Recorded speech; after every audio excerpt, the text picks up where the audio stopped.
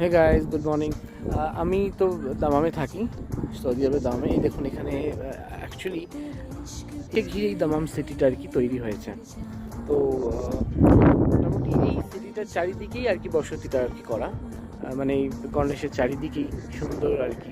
মানে দামাম সিটিটা এমনি ছোট, খুব বিশাল বড় নয়। আর এই কর্নিশের পাশেই আর কি সুন্দর করে করা হয়েছে। সাধারণত আমার বাড়ি থেকে এইটা আসতে, অ্যাপার্টমেন্ট থেকে হেঁটে 15 মিনিট।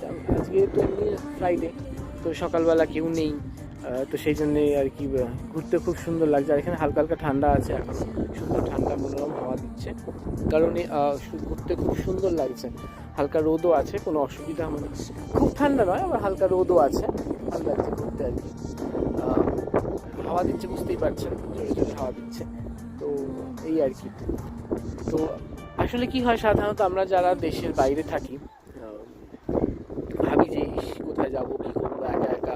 না, জানেন তো, নিজেকে একটু ফ্রেশ মাইন্ড করার জন্যে এবং ভালো থাকার জন্যে একটু ঘোরা দরকার। সে নিজেই ঘুরতে পারে, এতে কোনো অসুবিধা নেই যে কারোর সাথে যেতে হবে বা কিছু, সেরকম কোনো ব্যাপার নয়। কিন্তু বেরোনো ওটা খুব প্রয়োজন। একটু বাড়ির বাইরে আশেপাশে আমাদের অনেক সময় অনেক কিছু দেখার জায়গা আছে যেটা আমরা দেখে উঠি না। সাধারণত আমি তো বেসিক্যালি ফ্রম কলকাতা। তো কলকাতার শহরের মধ্যে বা আশেপাশে অনেক কিছু দেখার আমরা দেখে উঠতে পারিনি, বরং দূর থেকে লোকেরা আসে দেখতে। তো আমাদের দেখা হয় না আর কি। যাই হোক, তো ভালো লাগছে খুব এসে এখানে সকালবেলা। আর আজকে ফ্রাইডে, তো এখানে ছুটি।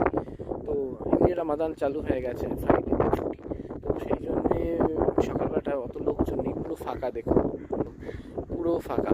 এই চারিদিকে ওইদিকে একটু গ্রাউন্ডের মধ্যে ফুটবল খেলছে কয়েকজন, নাহলে পুরো এরিয়াটাই এখন ফাঁকা মোটামুটি। তো সেই জন্যে ঘুরতেও খুব ভালো লাগছে। এই চলে যাবো বাড়ি, প্রায় অনেকক্ষণই এসেছি, প্রায় ঘন্টা খানেকের উপরে হয়েছে এসেছি। ঠিক আছে, আবার যখন কোথাও সুন্দর কোথাও জায়গায় যাব আমি দেখাবো আপনাদেরকে।